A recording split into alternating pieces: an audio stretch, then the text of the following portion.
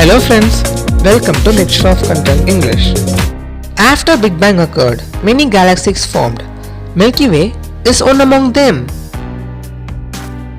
Sun is one among the million stars in the galaxy. Our Earth is one of the planets revolving around the Sun.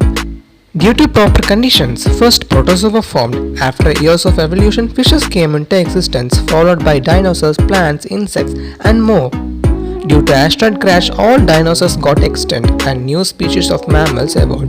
Then came the common ancestors of apes. Humans evolved from them. He migrated all around the world and formed societies.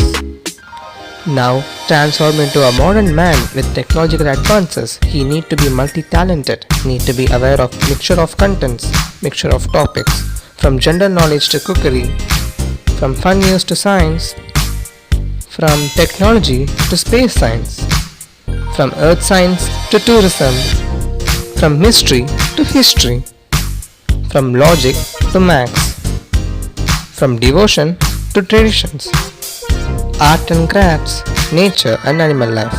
Subscribe this channel Mixture of Content English to get more stuffs on these topics. Like, share and comment. A lot more coming. Thank you.